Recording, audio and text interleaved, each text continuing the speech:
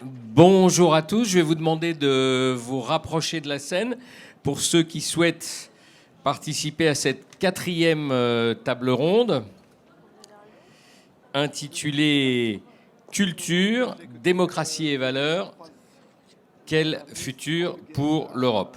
Alors, nous sommes, faut-il le répéter, dans un contexte particulier évidemment, avec les différents défis populistes, sociaux, environnementaux et migratoires. Et donc, pour aborder ces questions des démocraties et des valeurs, sont réunis au sein de ce panel donc Vincent Carry de la société association précise-t-il, association Artifarty. C'est l'organisateur des nuits sonores un peu partout dans le monde, puisque Vincent m'a indiqué qu'il avait organisé les nuits sonores jusqu'en Colombie. C'est bien ça? Oui. Et également animateur du forum interculturel European Lab et We Are Europe. Paul Dujardin, Paul bonjour, historien de l'art, directeur général du Palais des Beaux-Arts de Bruxelles, est-il précisé, prestigieuse maison culturelle ouverte à tous. Voilà. Ensuite, Nora Hamadi. Nora, bonjour, journaliste sur Arte, présentatrice de l'émission Vox Pop, spécialiste des questions européennes et organisatrice de nombreux débats citoyens. Enfin, Géraldine Schwartz. Géraldine, bonjour, journaliste. Vous vivez à Berlin, ancienne correspondante de l'AFP en Allemagne. Ça a quand même duré 10 ans. Voilà. Et documentariste également. Et votre livre, Les Amnésiques, a été couronné en 2018 du prix du livre européen. Alors justement, Géraldine, j'aimerais qu'on commence par vous pour ce débat dont je rappelle l'intitulé, hein. Culture, démocratie et valeurs, quel futur pour l'Europe? Géraldine, votre dernier documentaire qui a été diffusé il y a à peine une semaine sur France 2, je crois, c'est ça? France 5, voilà. À l'occasion du 30e anniversaire de la chute du mur de Berlin, les espoirs perdus de la réunification. Alors, précisément, vous montrez que la réunification, elle a été et elle demeure difficile, compliquée. Hein. Qu'est-ce que ça dit de nos démocraties, de nos valeurs européennes partagées et des difficultés, justement, de parvenir à les faire partager? Alors, bonjour tout le monde, merci d'être là.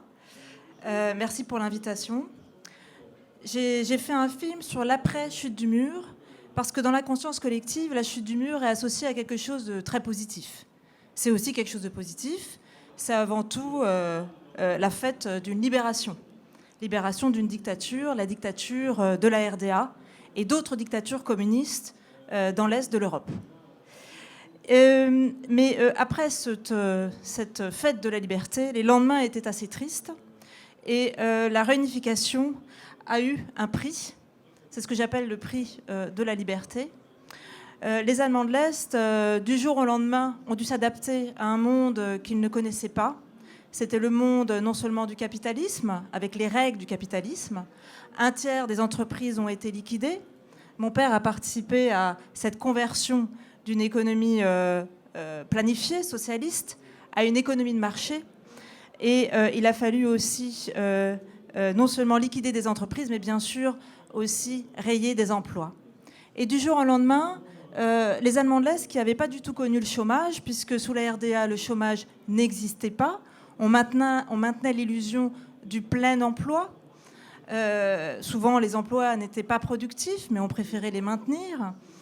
Et ces Allemands de l'Est ont connu le désespoir du chômage, mais aussi un choc culturel qu'on a tendance à sous-estimer encore aujourd'hui, non seulement en Allemagne de l'Ouest, mais dans l'ensemble de l'Europe de l'Ouest. Parce que ce choc culturel a concerné l'ensemble des Européens de l'Est. C'est le choc de passer finalement d'une vie de 40 années sous une dictature. Une dictature, ça veut dire, on vous dit de la naissance jusqu'à la mort, ce que vous devez faire, ce que vous devez penser. On oriente votre carrière professionnelle, on oriente vos études, quand vous avez le droit d'étudier. Oui. Donc, il a fallu pour la moitié des Européens, tout d'un coup, apprendre la démocratie, apprendre à gérer les libertés. Et je pense qu'aujourd'hui, si un mur continue de diviser non seulement l'Allemagne, mais l'Europe, c'est non pas le résultat d'une transition économique qui a échoué, parce que je pense que la transition économique finalement a bien fonctionné, mais c'est le résultat d'une transition démocratique qui n'a pas forcément réussi jusqu'à présent. Alors, on se trouve aujourd'hui face à un véritable problème. Comment construire une conscience européenne sur la base de mémoires qui sont éclatées et parfois contradictoires. Donc, je pense qu'il faut, premièrement, échanger nos vécus, connaître nos mémoires. Or, en Europe de l'Ouest, aujourd'hui, on connaît assez mal le vécu des Européens de l'Est. Non seulement leur vécu sous les dictatures communistes, mais aussi leur vécu lors de cette transition de ce changement, oui. douloureuse. Comment ils l'ont vécu. Voilà. Ce qui permettrait de comprendre pas mal de choses, notamment sur le modèle de démocratie dite illibérale. Qu'est-ce que c'est une démocratie illibérale aux yeux des Polonais et de la Hongrie? C'est une démocratie qui accorde moins de liberté que dans les pays de l'Ouest. Et c'est aussi finalement l'aveu de cette difficulté de gérer ces libertés dans une société ouverte. Mais est-ce que ça veut dire que le constat qu'ils font de nos valeurs communes européennes n'est pas le même? Mais alors, qui définit les valeurs communes européennes? De quel droit les Européens de l'Ouest devraient-ils définir ces valeurs? Elles ont été inscrites dans une charte. Alors, quelles sont-elles? Les valeurs sur lesquelles sont fondées l'Europe, on va dire post-45, parce que si on remonte 2000 ans en arrière, on s'en sort plus. Post-45, l'Europe est née sur une promesse, la promesse du plus jamais ça. Donc, nous avons entre l'Est et l'Ouest, les dénominateurs communs sont l'expérience de la guerre, des dictatures, de l'Holocauste. Qui a tenu cette promesse à l'Ouest? Beaucoup de pays n'ont pas tenu cette promesse à l'Ouest. Parce que pour tenir cette promesse, il aurait fallu faire un travail de mémoire très conséquent. Or, aujourd'hui, le constat qu'on fait, c'est que beaucoup de pays n'ont pas fait ce travail de mémoire de manière conséquente. Et une démocratie qui ne fait pas son travail de mémoire est une démocratie fragile.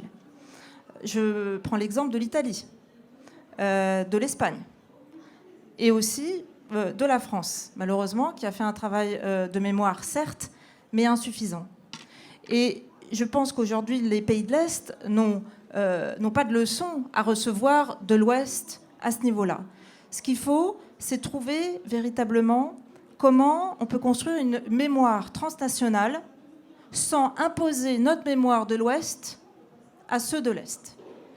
Et pour construire cette mémoire transnationale, il faut commencer par communiquer et par échanger les vécus respectifs. Donc échange des vécus respectifs. Paul Dujardin, directeur général du Palais des Beaux-Arts de Bruxelles. Vous, quel est votre sentiment précisément quant à la perception sur le terrain que vous voyez, les gens que vous recevez, justement de l'Europe et de ses valeurs communes? D'abord, Bruxelles n'est pas Paris. C'est une autre réalité. Je pense que c'est une ville de taille humaine dans laquelle on a toujours été entre cette France et l'Allemagne, dans laquelle on parle en permanence. Je pense que c'est très important si on veut redéfinir l'Europe et ses valeurs démocratiques sur base de la mémoire. Je pense justement cette 1000 années de guerre entre la France et l'Allemagne sur des guerres des religions. La Belgique est une partie de cette Bourgogne sur laquelle on a une sorte d'affinité commune. Et cette frontière entre l'Europe du Nord et l'Europe centrale, qui sont des cultures différentes, et que quelque part, tout à l'heure, je l'ai entendu quand Guillaume parlait de sa visite diplomatique dans le Balkan. Je pense que c'est vrai que Bruxelles est une Europe très différente, parce que c'est une Europe d'élite qui est là pour construire l'Europe, mais en même temps journaliste. 1500 journalistes accrédités qui sont là, mais aussi c'est une ville très cosmopolite. Dans mon quartier où j'habite, sur 1 km², on parle 153 langues et on a la complexité de l'enseignement et de la mémoire dans l'école. Comment des familles roumaines, bulgares, turques, qui sont tous des Belges, quand ils arrivent à Bruxelles, ils sont tous des Bruxellois On les accueille avec plaisir. On accueille leur langue, leur diversité. Et c'est là, je dirais, cet hommage qu'on fait à la migration. On sait que 86 millions d'Européens ont quitté l'Europe. On les accueille aussi. J'ai aussi entendu quelle est la politique de l'accueil de demain de ces migrants. Alors je pense que Bruxelles est ce melting pot formidable d'une élite qui doit aussi être consciente qu'elle doit sortir de ses murs. Et je ne suis pas contre parce que je pense que c'est des gens hautement éduqués, civil servants et tout ça, qui ne sont pas les responsables de la crise financière. La crise financière, c'est plus la City de Londres dont elle est responsable. Mais je pense qu'elle doit apprendre à vivre ensemble aussi avec cette réalité qui sont, comme dans toutes les villes, ces diversités. Et on dit souvent, le centre est dans la périphérie. Et Bruxelles a cet intérêt qu'elle est une ville assez downtown américaine, que les eurocrates peuvent voir que ces diversités, elles tournent autour de ces bâtiments. Et ça, c'est la force de Bruxelles. C'est pas au-delà du canal où on a pensé, ensemble avec Artifarty, qu'on a fait un festival. Il est dans tous les quartiers bruxellois. C'est pas seulement le haut, le bas de la ville, le quartier européen, etc. On a encore une très belle diversité à travers ça pour jouer ce rôle européen qu'est l'histoire et qu'on a dans notre propre ville.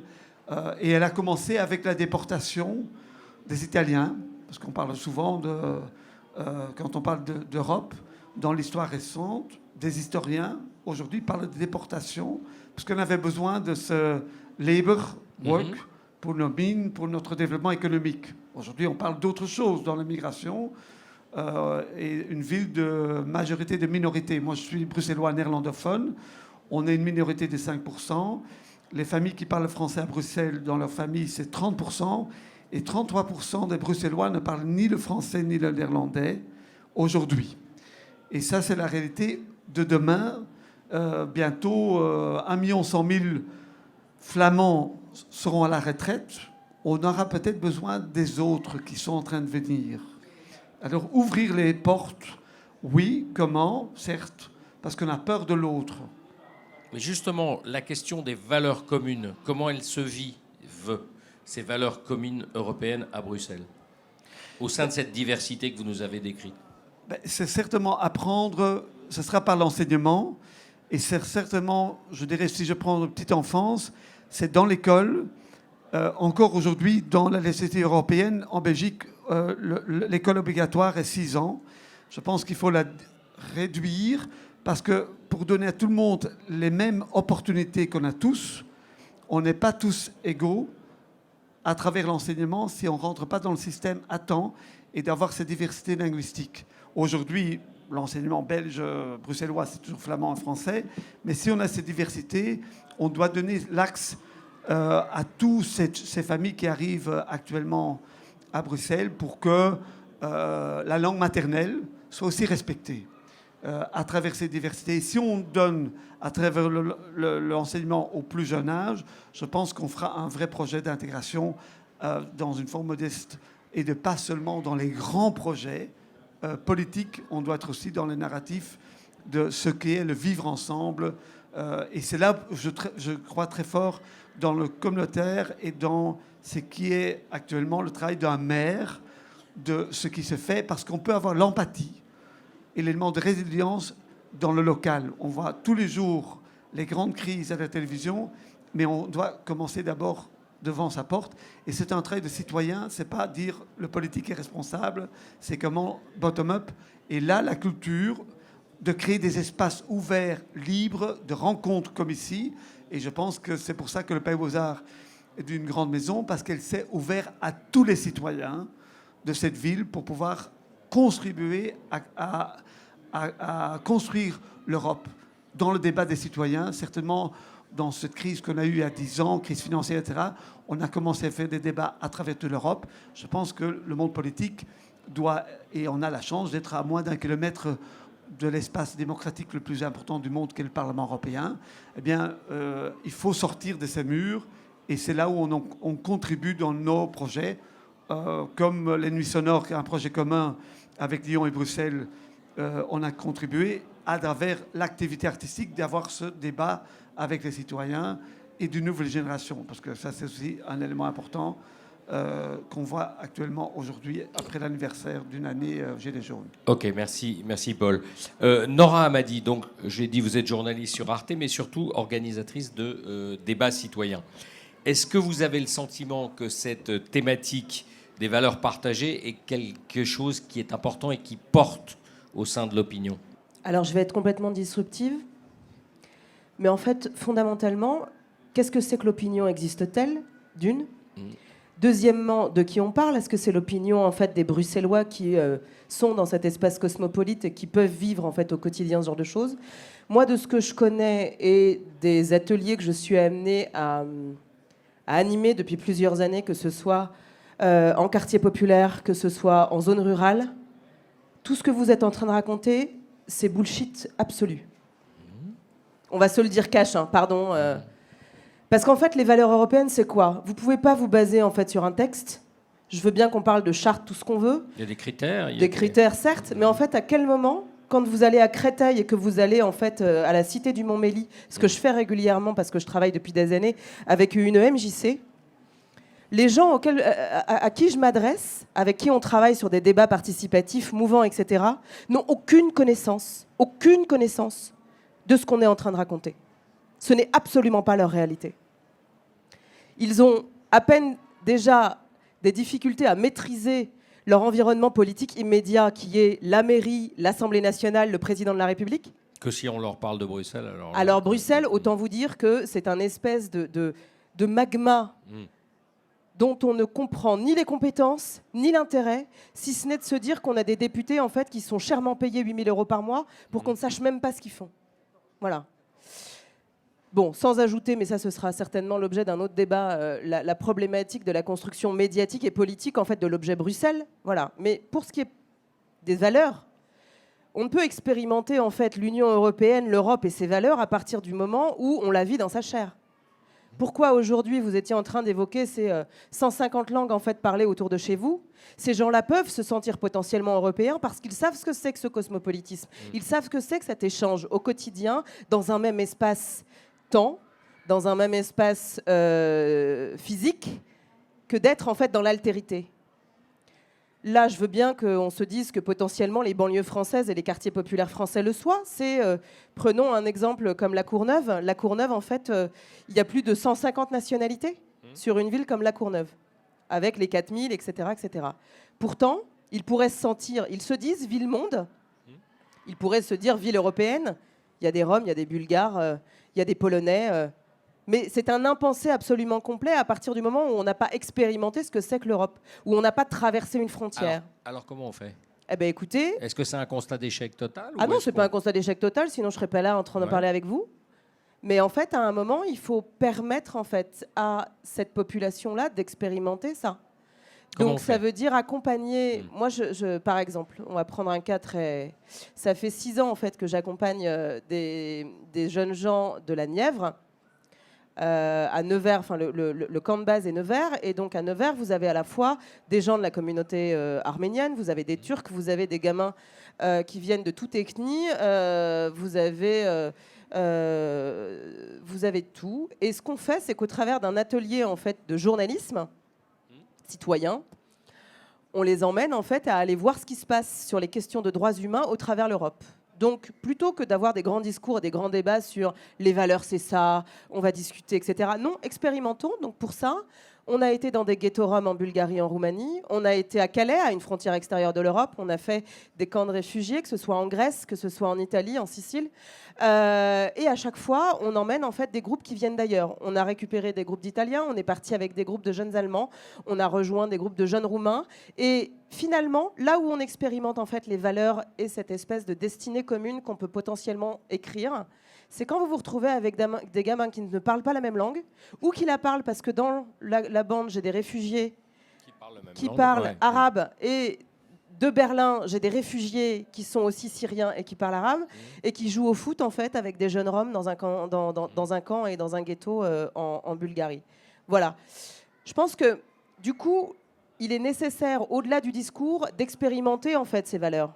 Et pour les expérimenter, en fait, il faut avoir cette expérience que j'appelle de chair, de la traversée d'une frontière, de ce que c'est que Schengen, de ce que c'est que de payer avec la même monnaie ou de changer de monnaie. Voilà.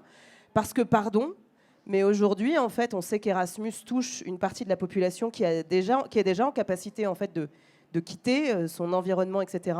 Sauf que là, on est face à des jeunes gens ou à des plus vieux, parce que je fais de l'intergénérationnel à Créteil, pour qui, en fait, ils ont pour habitude potentiellement d'aller au bled, de traverser la Méditerranée, d'aller en Afrique, mais l'Europe, en fait, n'est pas un sujet. Et on ne leur a jamais, pour reprendre ce que vous disiez par rapport à l'histoire commune, on n'a jamais aussi travaillé en fait à un narratif commun, que ce soit d'ailleurs autour de la guerre, parce que vous le disiez, tout le monde a connu la guerre, oui, mais typiquement de l'autre côté de la Méditerranée, ces gens-là ont été engagés aussi dans la Seconde Guerre mondiale, ils l'ont connu, et de fait, ce narratif-là n'existe pas. Donc comment faire du commun en passant en fait cette dimension européenne des valeurs, mais en ne s'arrêtant pas à la Méditerranée. Voilà. Merci Nora. Vincent, animateur du Forum interculturel European Lab. Alors vous, quel retour vous avez du terrain justement quant à la perception de ces valeurs communes européennes? Bien déjà, bonjour à tous. Merci de votre invitation. Merci à l'équipe de Grande Contrôle aussi de nous accueillir tous. C'est une question bien difficile. Globalement, je partage très largement ce que Nora vient de dire. Ça recoupe un peu ce que disait votre invité précédent, Laurent Godet, sur le double risque hanséatique d'une part et culturel d'autre part. Absolument. Alors nous, avec beaucoup de modestie, on essaye de s'adresser à la jeunesse européenne. Pas que européenne d'ailleurs, mais disons avec un point de vue d'Européens. European Lab, le forum que j'ai le plaisir d'animer, s'est aussi déployé à Tanger, par exemple, pendant plusieurs années au Maroc, en Corée du Sud. On est aussi en Colombie, vous l'avez dit, dans d'autres pays, ainsi qu'avec le Festival Nuit Sonore. Donc on croise à la fois une approche culturelle par principalement la musique et une tentative de ramener tout le monde dans le débat public et dans l'échange et dans la compréhension et dans la progression commune. Donc c'est un bien difficile sujet évidemment, et c'est vrai qu'on ne peut pas nier d'une part le fait que selon les territoires qu'on adresse, selon les territoires sur lesquels on se trouve, il y a des clivages gigantesques. En particulier quand on parle des grandes métropoles, c'est ce que Laurent Godet évoquait tout à l'heure. Le fameux risque hanséatique, ouais. Voilà, et aussi un risque culturel parce qu'on part, nous, d'une toile de fond qui est quelque part très liée à notre questionnement européen, qui est celui de la façon dont on a abordé le sujet culturel, puisque c'est aussi dans l'ordre du jour de ce panel, depuis 30 ans en France et en Europe, dans les politiques publiques de la culture, dans les politiques institutionnelles, qui ont elles-mêmes alimenté de façon très forte le risque d'humiliation par la culture qu'évoquait Laurent Godet là encore tout à l'heure. Et ça, nous, on s'est constitué à la fois dans une tentative de travailler cette question, donc d'apporter une autre approche du sujet culturel, à la fois exigeante et populaire, à la fois proche des quartiers, des territoires, des espaces dans lesquels on est. Je dis on, mais pas seulement à Lyon, mais dans plein d'autres territoires avec plein de collaborations. Et Paul en évoquait une tout à l'heure entre Lyon et Bruxelles, mais il y en a beaucoup. Et à la fois dans une quête de cosmopolitisme et de mixité, de diversité, etc. C'est une lutte qui est celle aujourd'hui, ce qui est intéressant, et je vais peut-être prendre le sujet par cet angle-là, c'est une lutte qui est celle de beaucoup de collectifs dans les nouvelles générations, beaucoup de nouveaux lieux, de tiers-lieux, de nouveaux médias, de labels de musique, de festivals, de salles de concert, de fanzines, etc. Bon, beaucoup de gens qui travaillent en micro-collectifs, qui sont très très proches de leur terrain, qui sont aussi dans un désir de se relier les uns aux autres et de faire... comme dirait notre ami Alain Damasio, de faire des îlots qui forment des archipels et qui peuvent ensuite former des continents de contre-culture, de transformation sociale, de renouveau démocratique, etc. Eh bien, nous, c'est à cette échelle-là qu'on travaille, à cette double échelle locale et de réseau. Et il se trouve que l'Europe ressemble à une échelle pertinente même si on n'en est jamais certain, mais en tout cas, elle ressemble à une échelle juste pour traiter des questions sociales, des questions démocratiques, des questions environnementales, des questions culturelles, qui en fait sont toutes la même question.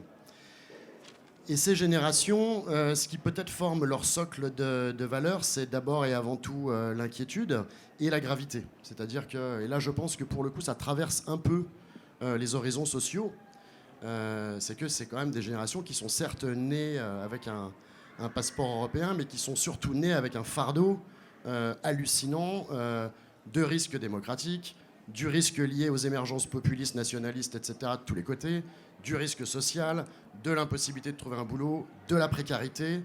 On a vu un événement terrifiant à Lyon, voilà, sur le statut des jeunes dans l'université, dans l'enseignement supérieur, etc. aujourd'hui, et les niveaux de précarité qui sont évidemment une source très partagée d'inquiétude et de combativité de la jeunesse aujourd'hui. Alors bien sûr, il y a des nuances, bien sûr, il y a des exceptions, bien sûr, tout le monde ne partage pas le même statut, mais on sent à la fois une sorte de dualité entre cette gravité et en même temps un désir de retrouver du commun.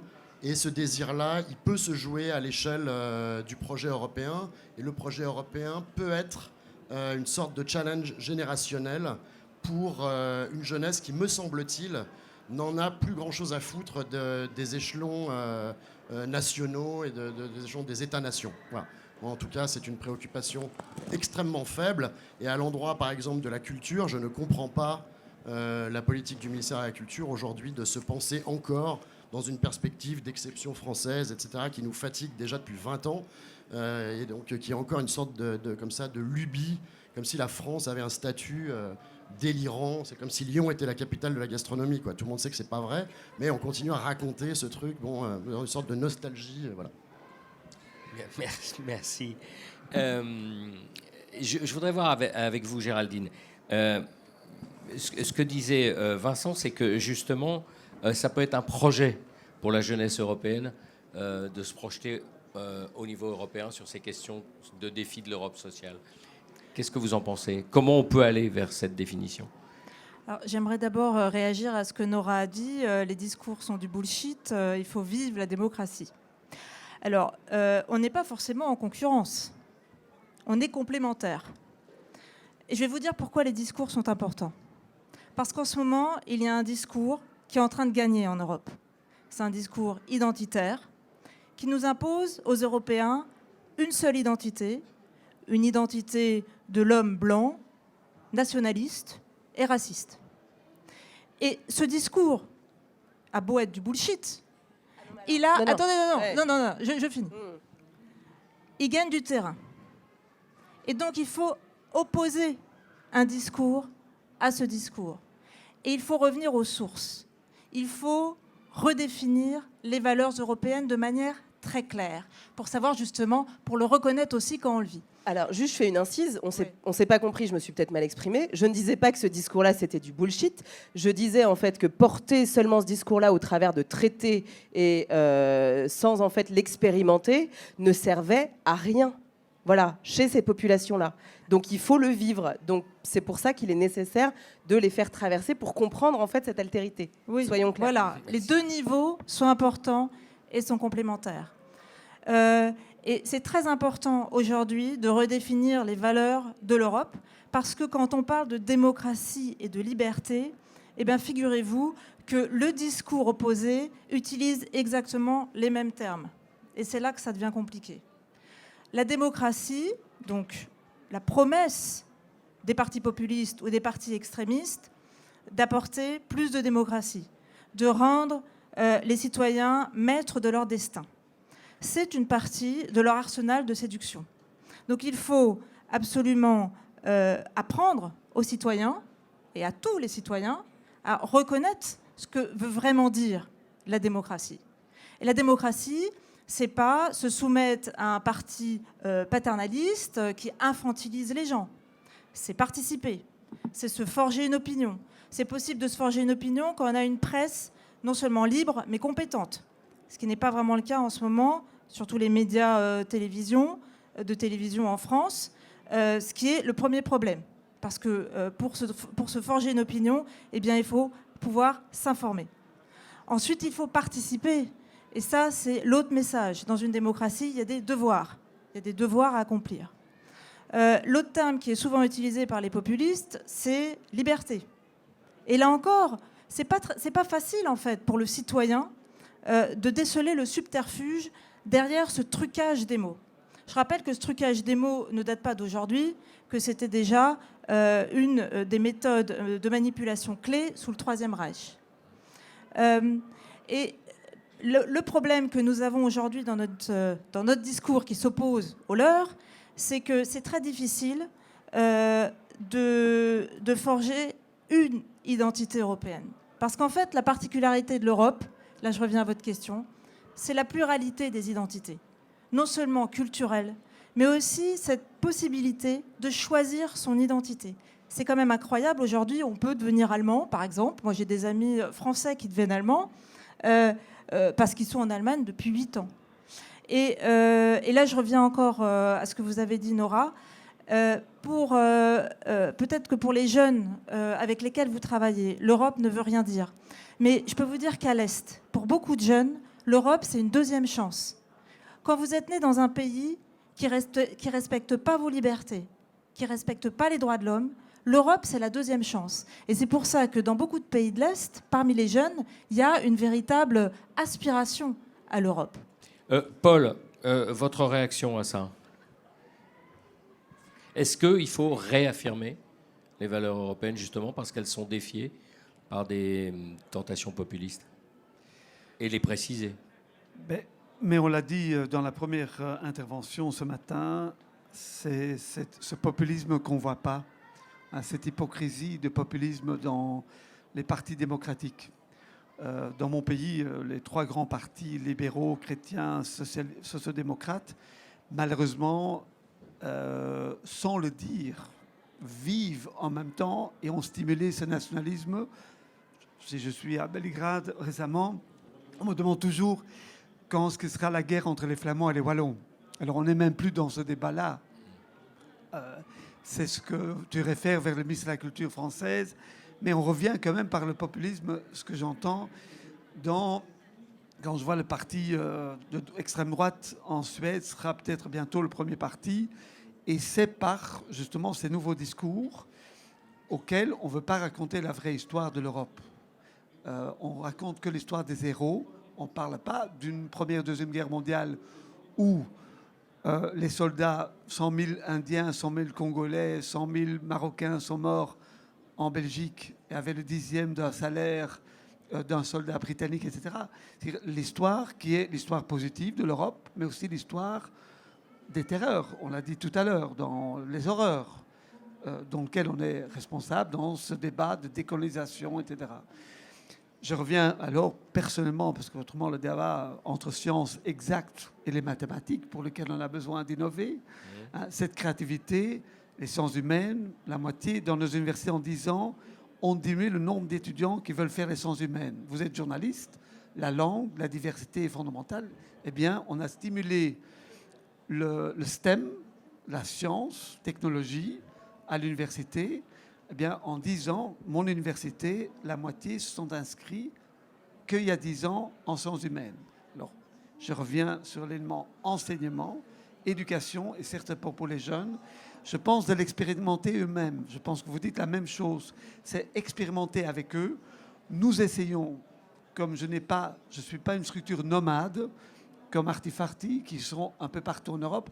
Beaux-Arts, c'est un lieu, mais on essaie d'être en co-création avec des projets qui sont ailleurs. On a travaillé dans 100 pays l'année passée, mais justement par cet élément de création sur les grandes valeurs de l'Europe qu'on a discuté aux Nations Unies dans les années 90, qui sont les SDGs, qui sont sur le well-being, qui sont sur la migration, sur le gender, etc. On l'a dit, l'homme blanc, etc. L'hégémonie d'un passé qui n'est pas juste, parce que ce n'était pas comme ça.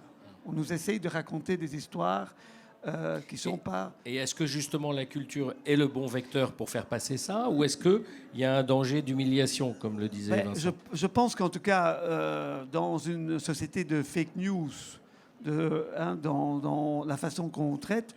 Jean Monnet n'a jamais dit ce qu'on dit tout le temps dans tous les débats sur la culture. S'il recommencerait, il recommencerait avec la culture. Il n'a jamais dit. Je pense que, je l'ai encore entendu tout à l'heure, on est aussi une économie. Si on le regarde vraiment sérieusement, le monde de l'art est une économie et elle peut participer à l'Europe de demain au niveau de sa créativité. Si on parle de mobilité, on parle dans l'industrie automobile, on est toujours le leader dans l'innovation, mais si on veut innover, on aura besoin des brains créatifs pour innover. R&D, tout ce qui est, on peut dire. Quelque part, je pense que le monde de la culture, et en faisant attention toujours entre le monde de l'art et la culture. Godard disait, la culture c'est nous, hein, l'art fait la différence. Je pense que les artistes, entre l'activisme, et c'est aussi un problème que j'ai tous les jours, entre l'art auquel la France réfère tout le temps, et ça peut être aussi la gastronomie, hein, en soi, mais aussi l'activisme du socioculturel. Souvent, il y a un très grand gap entre les grandes institutions culturelles qui sont les nôtres, qui sont les dinosaures, et en même temps, les coopératives, des structures auxquelles on peut référer tout à l'heure, où on commence. La coopérative qu'on doit stimuler, c'est quelque part dans ma responsabilité d'une très grande institution culturelle qui fait la différence sur le patrimoine. C'est en même temps, si elle n'est pas avec ses racines dans ce qui est cette diversité incroyable aujourd'hui, et c'est plus le débat comme le ministère de la Culture en Belgique entre flamand et wallon, c'est ces 160 langues, ces diversités extraordinaires qu'on doit faire les ponts. Et de nouveau, de plus jeune âge, de la langue maternelle, de donner accès.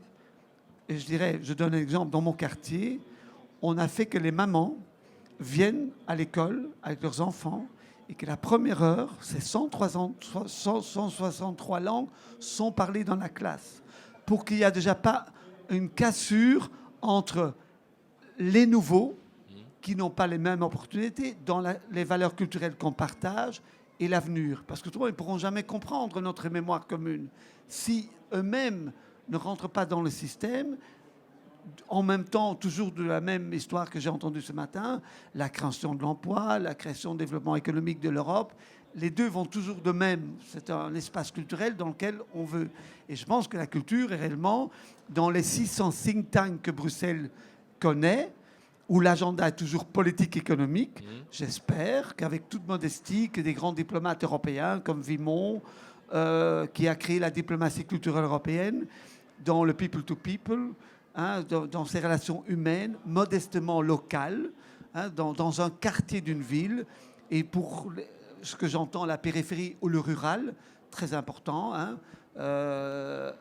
parce que c'est ça le problème, hein, les bobos parisiens aller déjà à la Cité de la Musique, à la périphérie, qui est une nation très classique, c'était déjà trop loin, hein, pour le Parisien. Alors, on ne va pas du tout aller au-delà de la périphérie. Et Bruxelles a eu la chance que la classe moyenne a quitté la ville et que, non pas qu'on avait une politique de diversité, c'est simplement les migrants qui sont arrivés à Bruxelles et ont pris les maisons qui étaient peu chères. Maintenant, on va devoir être ce laboratoire du vivre ensemble à Bruxelles parce que les riches ont quitté la ville. Ce que je disais tout à l'heure, le modèle américain, Bruxelles est venue diverse par une migration qui ont quitté et les migrants arrivant sont rentrés dans le centre, ce qui n'est pas la réalité d'un centre parisien très riche, très cosmopolite et qu'en général, la Cité internationale des artistes, quand ils ont des artistes en résidence, ils vont avec eux dans la périphérie parisienne pour voir ce qui se passe là, comme les jeunes, etc. Je pense qu'en tout cas, on a une très grande responsabilité. Elle est complexe. On doit montrer beaucoup d'empathie. Je pense que le porte-à-porte, un travail pédagogique réel dans le travail qu'on fait de tous les jours, être à l'écoute, avec grande modestie, faire un vrai travail politique vers les hommes et femmes politiques qui vont gérer une nouvelle génération qui est au Parlement européen, de voir avec eux comment, à travers toute l'Europe, et on ne l'a pas encore dit dans ces débats, de quel espace européen on parle. On a parlé tout à l'heure de Russie, du Balkan, et on doit créer des nouveaux réseaux. Parce que quand je vais dans la périphérie européenne, que ce soit le Baltique, le Balkan, l'Europe centrale, la France, l'Allemagne et les grands pays, on n'est pas trop proche de tous ces gens.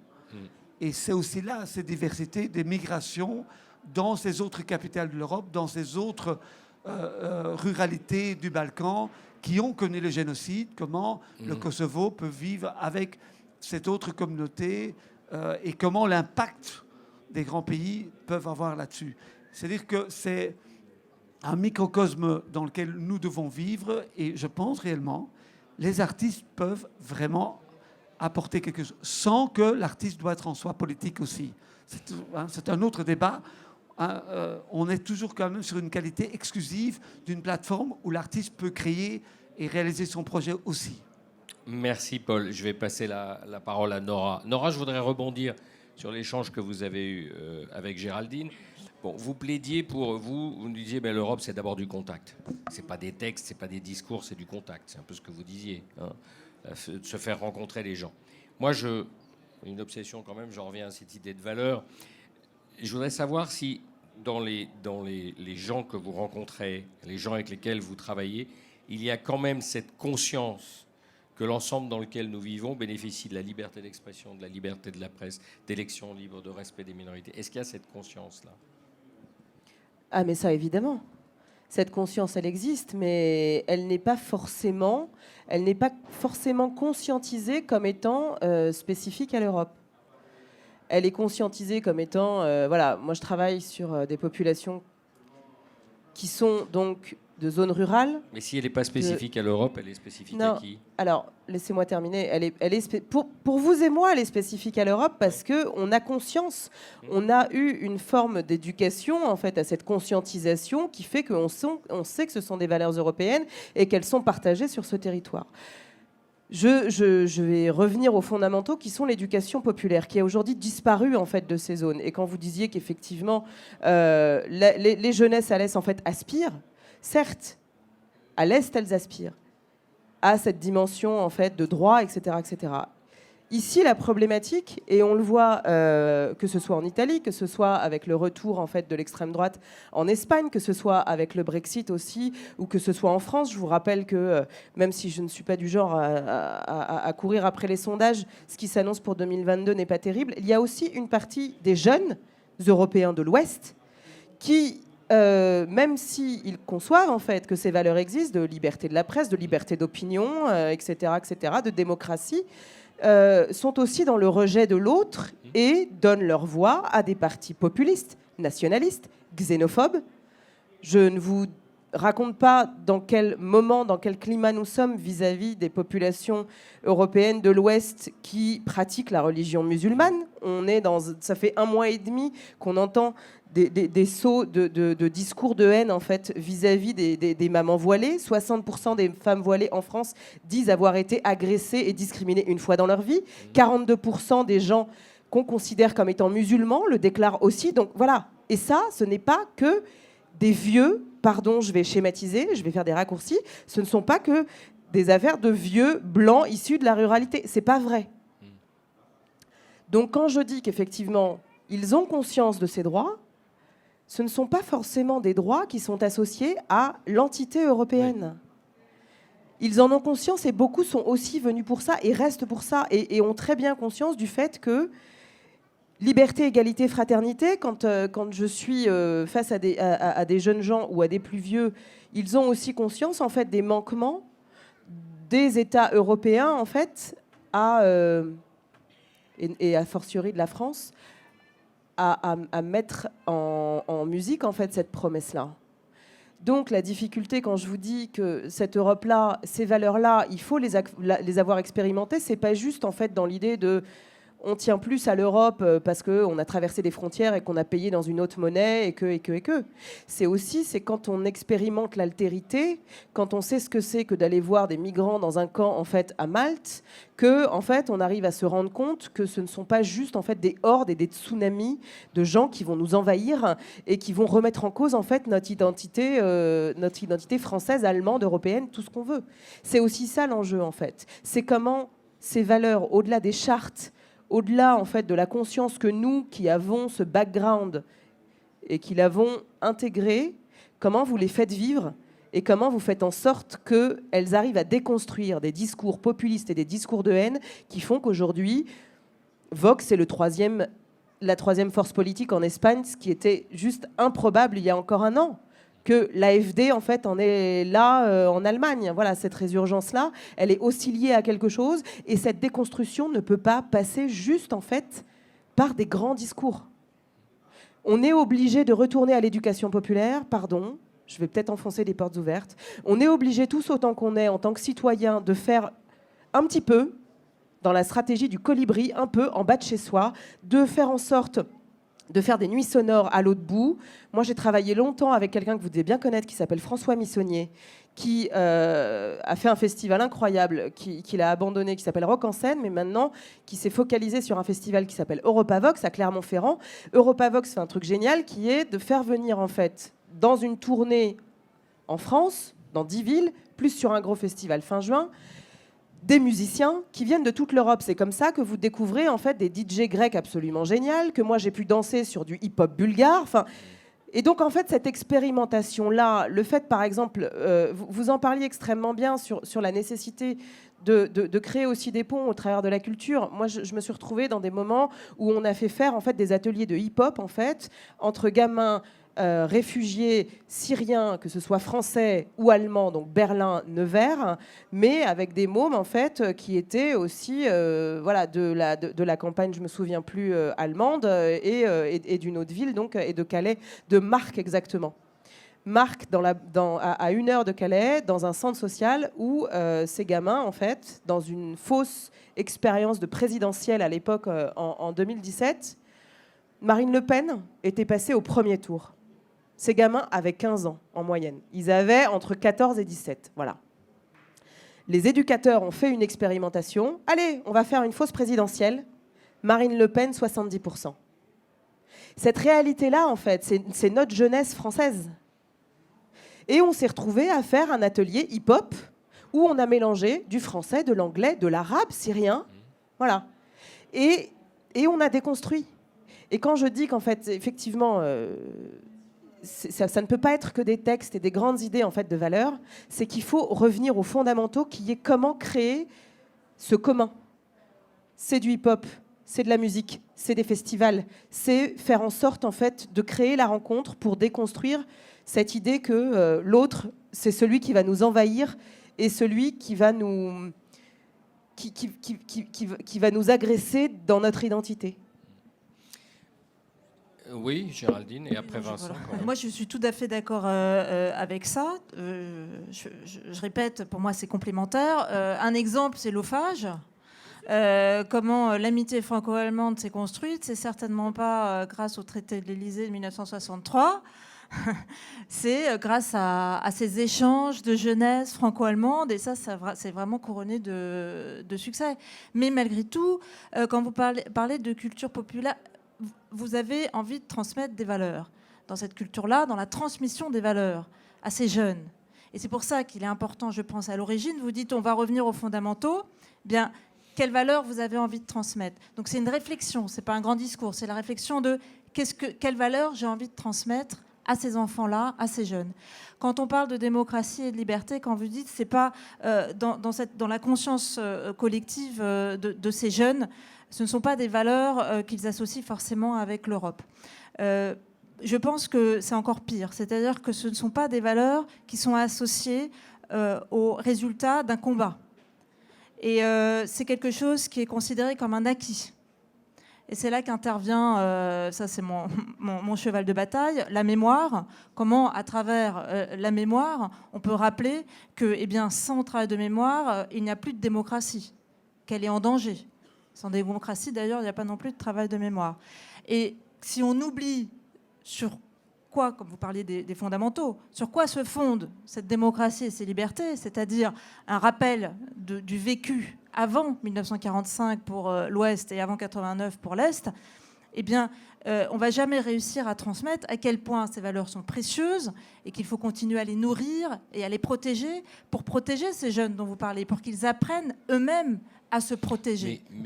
Mais on est là-dessus, on est absolument d'accord. Oui. C'est tout à fait ça. Oui. Et juste un exemple, une des difficultés aujourd'hui, c'est d'intégrer des enfants d'autres origines dans cette mémoire. Ça, c'est un énorme défi.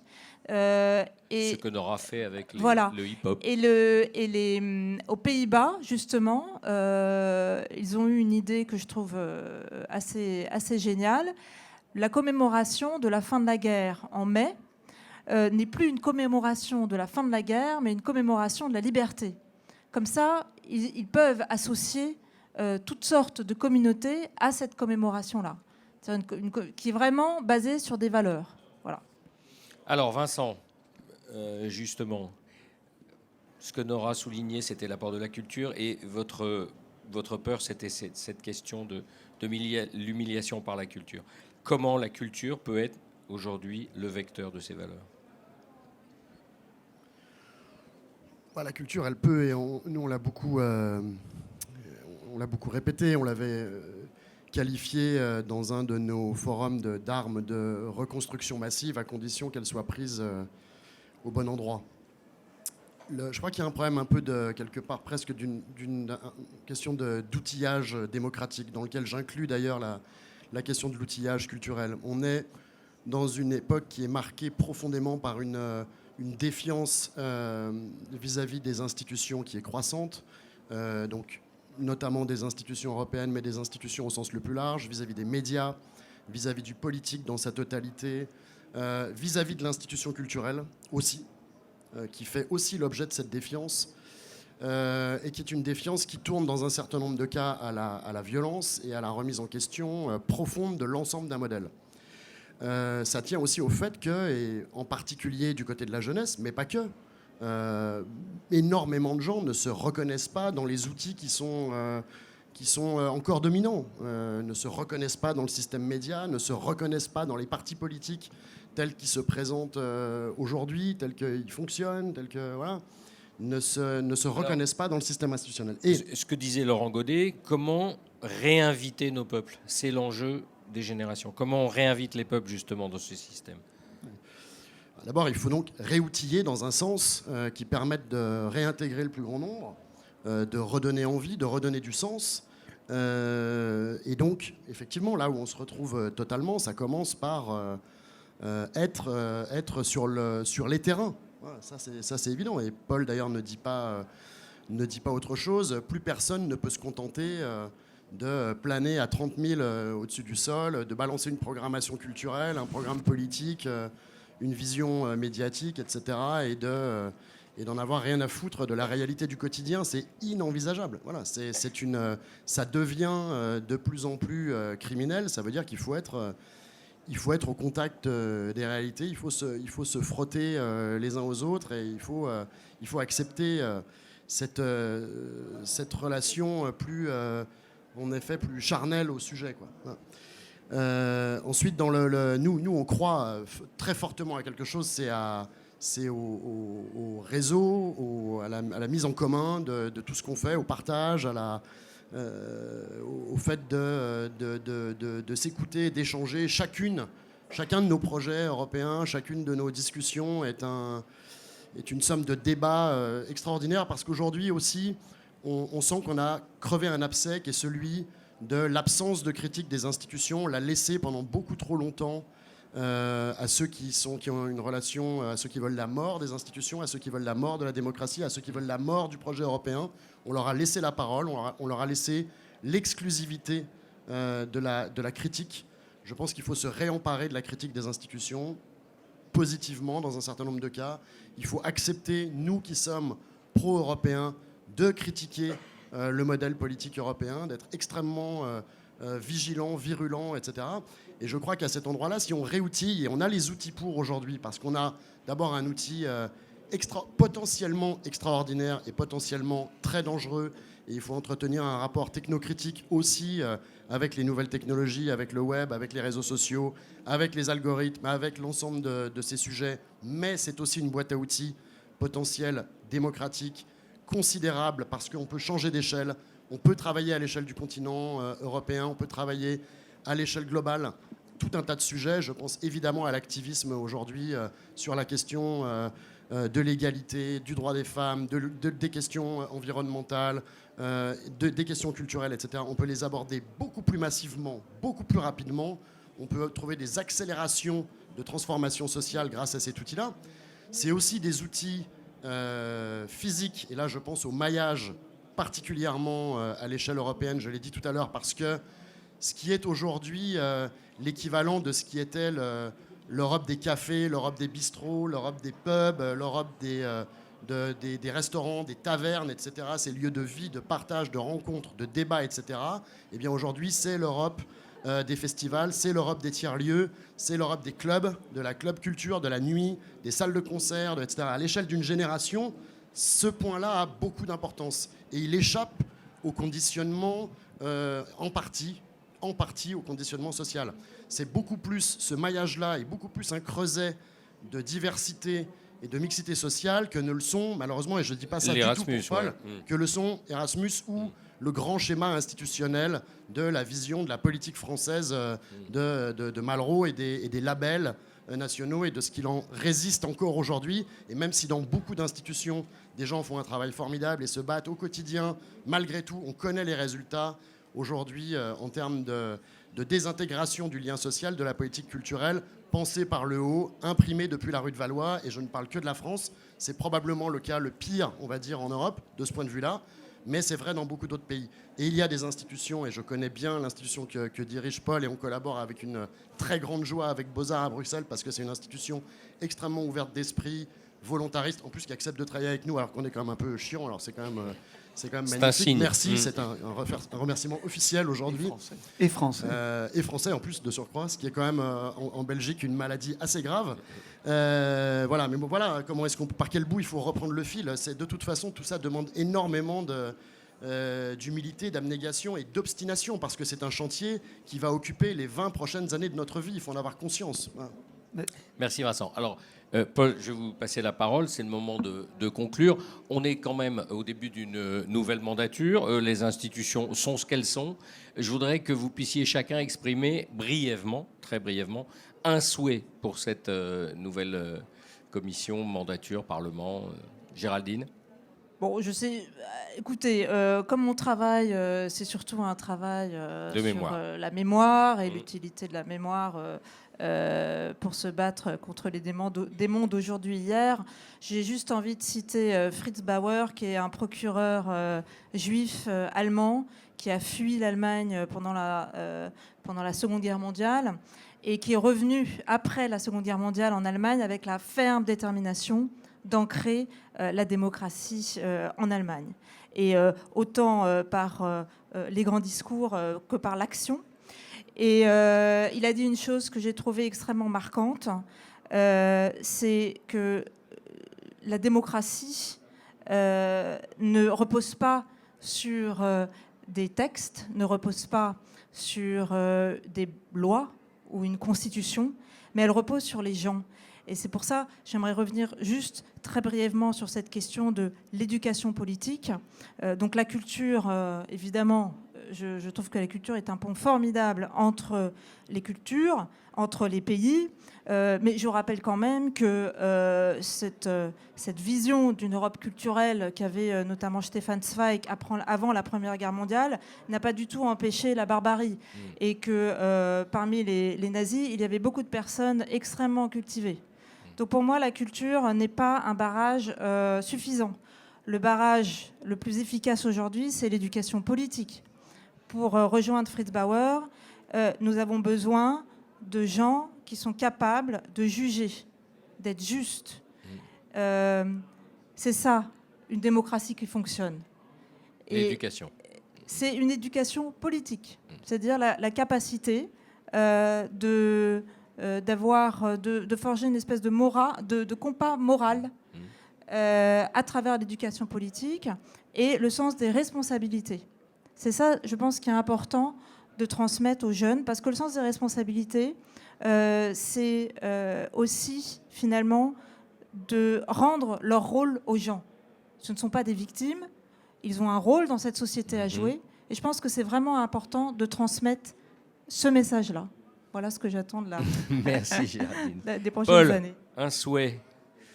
Je souscris tout à fait à ce que tu as dit. Je pense que c'était important de l'éducation politique. Pour moi, c'est vos questions depuis le début sur les valeurs. Je pense qu'on doit recrédibiliser la politique. C'est fondamental.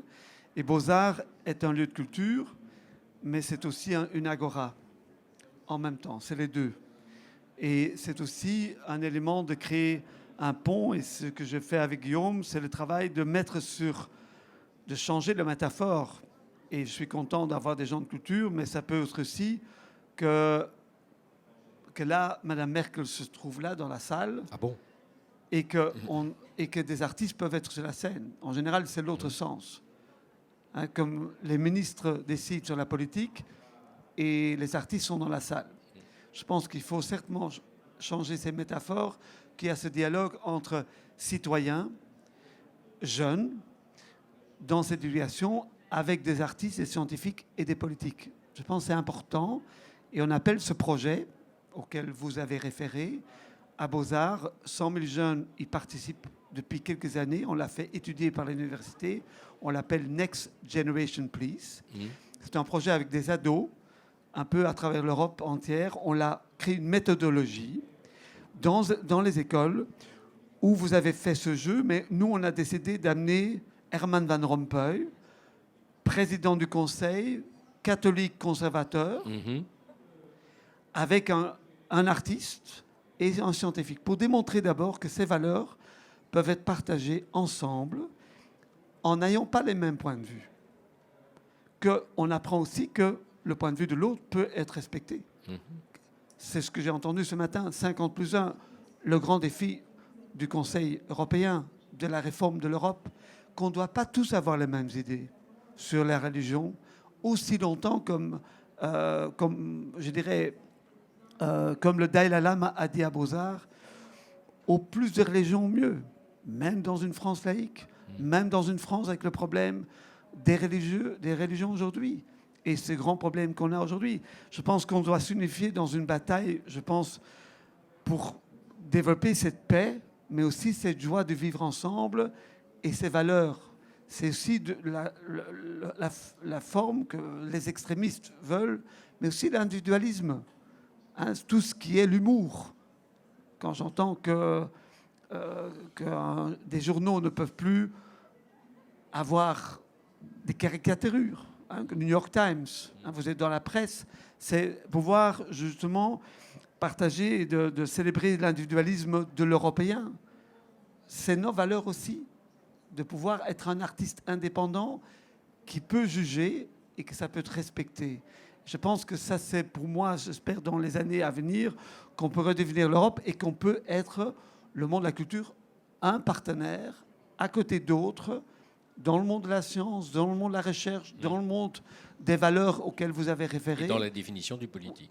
Oui, absolument, qui est la bureaucratie, parce qu'il faut des règles. Hein, c'est aussi un élément, la bureaucratie qui est là derrière. Autrement, on est dans une forme d'anarchie. Et j'ai peur qu'aussi l'incivique auquel on a fait le débat, on a donné la plateforme à ces jeunes. Quand on a fait ensemble la Nuit Sonore et qu'on a eu les débats, j'ai vu beaucoup de jeunes qui aujourd'hui ne partagent pas et ne comprennent pas ce que le politique est en train d'essayer de leur dire. Et je crains, je ne suis pas de la génération, comme Guillaume m'a dit, Erasmus, je suis de Interrail, la génération précédente, et j'ai vécu encore comme jeune étudiant le terrorisme politique. Et où Beuys a dit, comme artiste, il faut se faire entendre, mais ne devenez pas un terroriste. Et ça, c'est aussi le vivre ensemble. Et j'ai un peu l'impression que si on retourne dans ces extrêmes, dans le politique, si on ne le comprend plus, la prochaine étape, au-delà du fondamentalisme religieux et autres, dans cette question d'éthique, sera ce que j'ai vécu quand j'avais 18 ans. J'arrivais au 1er août en 82 en Italie, avec mon abonnement Interrail. 350 citoyens sont morts dans la gare de Bologne. Et j'ai un peu peur que si ce dialogue dans cette nouvelle commission, dans ce nouveau Parlement européen et dans les différents pays, il n'y a pas cette éducation politique, il n'y a pas ce partage entre hommes politiques et hommes et femmes politiques. À ce moment-là, on retombera dans des travers. C'est ça qui pourrait être le danger de l'acquis qu'on n'a pas aujourd'hui, mais aussi de reconnaître tous ces nouveaux Européens. Merci. On les a besoin pour cet avenir. Merci. Nora, un petit souhait à formuler Oui, malgré... rapidement, parce que je pense que beaucoup de choses ont été dites et je te rejoins complètement. Peut-être faire en sorte, non pas pour la commission, etc., là on est dans un calendrier institutionnel et je ne crois pas que tout viendra ni de la Commission européenne, ni du Parlement européen. Ça, on avait compris, mais... Voilà. Mais pour te rejoindre, je pense qu'il y a quelque chose aussi à imaginer ensemble de l'ordre d'une contre-société en fait à créer, puisque quels que soient les endroits où je vais, quels que soient les gens que je suis amenée à rencontrer, on se rend compte que beaucoup de choses sont faites. Beaucoup de choses sont faites, mais que tous, dans notre silo, en fait, on ne se parle pas assez et qu'on n'agit pas peut-être assez ensemble. Et j'aime bien cette image, mais à force d'avoir chacun notre ligne d'eau, on ne se rend pas compte qu'on nage dans la même piscine. Il faudrait peut-être juste faire sauter les lignes d'eau pour que collectivement, en fait, on arrive à créer quelque chose qui puisse être implémenté partout.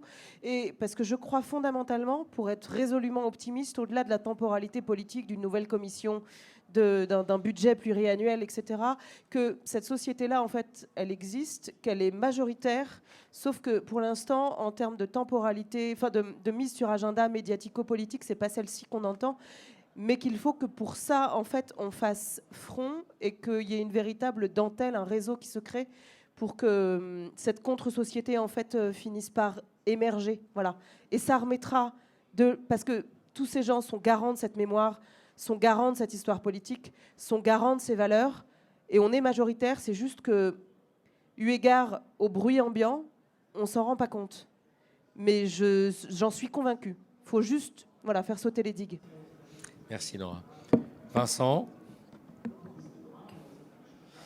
Je vais tenter de répondre en repartant de ce qui a été dit sur le fait que, et c'est probablement en partie vrai, que la culture ne suffit pas à dresser des digues contre la barbarie. En même temps, je ne suis pas tout à fait sûr que la culture à laquelle on fait référence aujourd'hui était très démocratisée dans l'Allemagne des années 30 et je ne suis pas sûr qu'elle s'adressait à une large partie de la population. Et je pense que la culture peut être un rempart, en tout cas peut permettre d'être un des remparts à la barbarie dès lors qu'on l'apprécie d'une façon démocratique et partagée et avec une vision plus large.